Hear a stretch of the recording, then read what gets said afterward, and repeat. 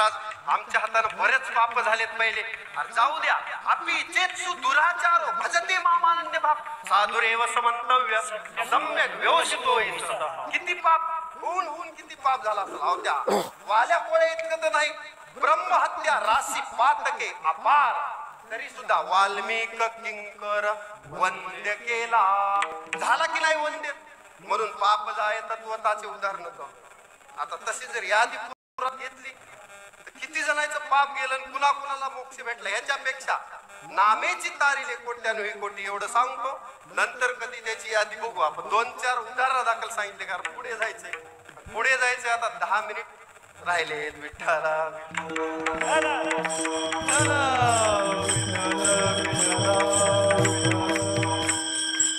गीताच मोक्षदायिनी. कुलस्वामीने सर्व शास्त्राची जननी आहे. जसं दररोज स्नान करतो तसं गीतेचा एक अध्याय जरी वाचला, एक अक्षर जरी वाचलं तरी मोक्ष आहे. तरी पाप जातोय. भगवान सुद्धा ह्याची पावती देतात. जाऊ द्या. कारण कसं असतंय शेवटी मोठा जो म्हणला त्याला मान्यता असते. महाराज काय म्हणते त्याला किंमत अजिबात नाही. आणि देव सुद्धा नाही समाजात. देव काय म्हणतो, संत काय म्हणतात, ग्रंथ काय म्हणतात, पाहून या ग्रंथ करावे कीर्तन. आणि तेव्हा आले जाण फळ त्याचे. माझ्या पदरातलं सांगू तुमच्याही पदरात काही पडणार नाही आणि माझ्याही पदरात काही पडणार नाही. तुका म्हणे नाही विश्वास. सुद्धा कीर्तनाची मर्यादा सांभाळावी जेणेकरून मूर्ती ठसावी अंतरी श्रीहरी. ऐशी कीर्तन मर्यादा आहे संतांच्या उगा हसवीन फसवी जर केलं माझ्या तरी पदरात काय आणि तुमच्या तरी सीन होतो सीन. विठ्ठला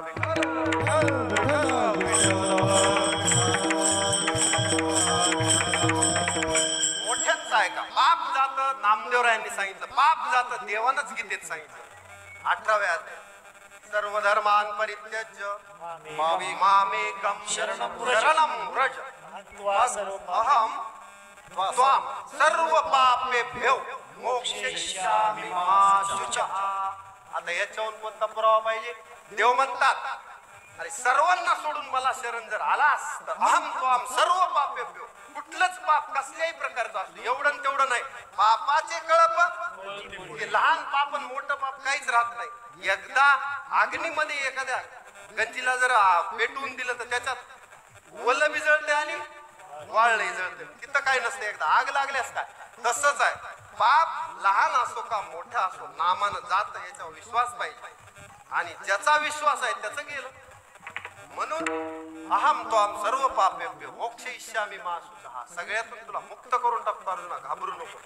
आणि हे जे आहेत तू ज्याला म्हणतोस ते मीच मारलेले त्याच्यामुळं भगवंताला अर्जुनाला निमित्त करून भगवद्गीता आपल्याला दिली आणि युद्ध जिंकलं. पांडवांचा विजय झाला म्हणजे धर्माचा विजय झाला. एका अर्थाने हे युद्ध काय राज्यासाठी नव्हतं, निमित्त होतं. परंतु धर्म आणि अधर्म याच्यामधलं युद्ध होतं.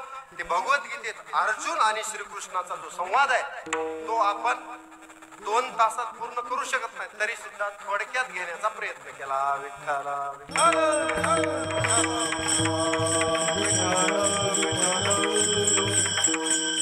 आता डिटेल मध्ये बघायचं असलं आपण काय म्हणतो. आता येतो ट्रेलर था पिक्चर अभी बाकी आहे. म्हणजे डिटेल बघायचं असेल तर 18 अध्याय 700 श्लोक प्रत्येकानं वाचावेत.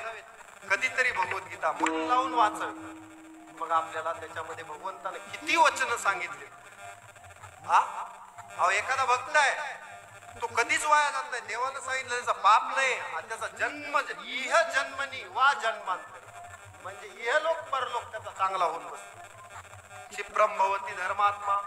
थोडक्यात सांगू. शश्व शांती निगच्छति कौन्तेय प्रतिजानीहि नमे भक्त प्रणश्यति. माझा भक्त कधीच नाश पावत नाही. ठळक बात. कुणाचं वचन आहे देवाचं. उद्धाराचा संदेह नाही. स्पष्ट भाषा आहे देवाची. याच्या काही सेवका कसलाही सेवक असू द्या त्याला वाया जाऊ नाही. कल्याण कृत कश्चित दुर्गतीतात गच्छति. त्याची दुर्गती होऊ देत नाही. आणखी वचन आहे योगक्षेमं वहाम्यहं. पण कसा भक्त पाहिजे. अनन्यास चिंतयन्तो मां ये जना पर्युपासते तेषां नित्याभियुक्तानां योगक्षेमं वहाम्यहम्. जो होय पद अनन्य शरण त्याचे निवारी मी जन्म मरण या लागी शरणागता शरण नीची. नीची. म्हणून देवाला शरण देवाशी जाता भले. म्हणून आपल्याला सुद्धा जन्म मृत्यूतून सुटायचंय, पाप सोडवायचंय, बंधन सोडवायचे. तर लक्ष चौऱ्याऐंशी करा सोडून गाया अहम तो हम सर्व पापेभ्यो. त्याला शरण आलं म्हणजे सर्व धर्मां परित्यज्य यायचं. मामेकम शरणमृत म्हणजे एकट्या देवालाच. आपलं कसं असतंय, दोन थरावर दोन डगरीवर राहत. जमलं तर बघू, नसलं तर जाऊ दे. म्हणजे विश्वास पूर्ण नाही आपला देवावर सुद्धा विश्वास नाही. माझ्या मनासारखं जर देवानं केलं तर मग, नाही तर नाही. तसलं नसतंय. माझ्या मनासारखं ह्या जगात होत नाही. त्याचं कारण प्रारब्धाचं गाठोडं ज्याचे त्याच्या सोबत आहे. त्याच्यानुसार आगा कर्मी जे उरावे ते सुख दुःखी फळावे आणि ते भोगावया यावे. ते हा एक मग ते प्रत्येक जण प्रारब्ध भोगायला, मग प्रत्येकाचं वेगळं असतात. कारण पहिल्या जन्माचं सिद्धोरी कुण काय घेऊन आलाय कुणालाच माहित नाही. म्हणून प्रत्येकाचं जीवन भिन्न. तुमच्या मनासारखं देव वागत नाही. देवाच्या मनासारखं तुम्हाला चालायचं असेल तर भगवद्गीता सांगते मम वर्तमान वर्तनते इति मनुष्य. जो माझ्या मार्गाने जातो तो मनुष्य. विठ्ठला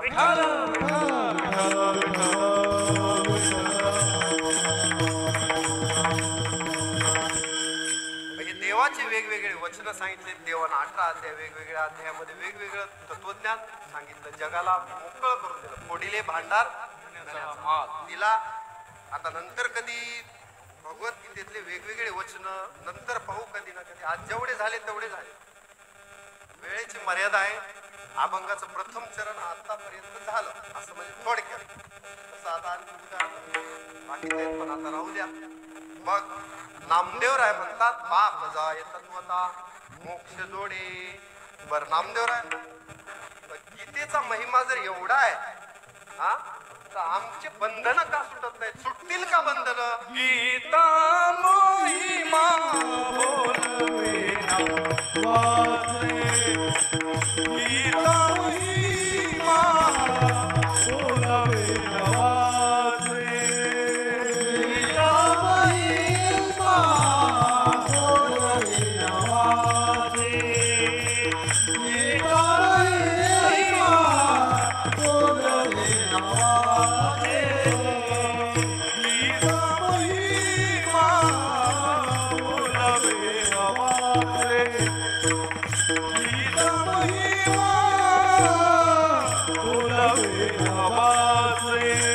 गीता महिमा बोलवे ना वाचे. गीता महिमा बोलवे ना वाचे. बंधन जीवाचे दूर होती. बंधन जीवाचे दूर होती. गीता महिमा बोलवे ना वाचे. गीता महिमा बोलवे ना वाचे. बंधन जीवाचे दूर होती.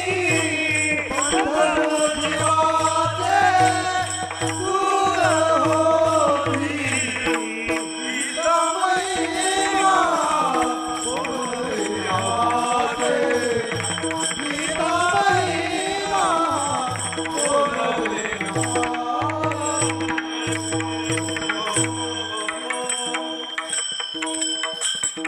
श्री संत नामदेवराय अभंगाच्या ध्रुव चरणात म्हणतात गीता महिमा बोलवे ना वाचे आणि बंधन जीवाचे दूर होती. जीवाला जेवढेही बंधन आहेत, संसार बंधन असेल, सत्व रज तमाचं बंधन असेल किंवा इतरही बंधन असतील, अनेक प्रकारचे बंधन माणसाला आहेत. त्याचा स्वतंत्र विचार नंतर करू. त्याच्यामध्ये जेवढेही बंधन आहेत त्या बंधनातून तुटती भवाची बंधने येणे साधती साध. येणे साधती साधन तुटती भवाची बंधने. भवबंधन सगळ्यात मोठं बंधन. हरिप्राप्तीची उपाय धरावे संताचे ते. भवबंधन तोडायचं. तुकाराम महाराज वैकुंठाला गेले, त्यांनी भवबंधन नाही कायाच काळाच्या ताब्यात दिली नाही. सगळ्यात म्हणजे तुकोबा राहायचं सदैव वैकुंठ गमन झालं. काया काळाच्याच ताब्यात नाही. कुणालाच काया घेऊन फिरता येत नाही. मृत्यू लोकातून तुकोबा राहाय सुटले. आपल्यालाही बंधन जीवाचे तेच हायेस्ट बंधन झालं. जीवाचं बंधन तर इथले तर तोडलेच त्यांनी. मायेचेही बंधन तोडले, सत्वरस्तमाचे तोडले, भावबंधन तोडले, मुक्त झाले, देवच झाले. देवची होईन ते म्हणती ते देवची तरी का चित्ती न धरावे. मग झाले की नाही हे उदाहरण आहे. शुक याज्ञवल्क्य दत्त कपिल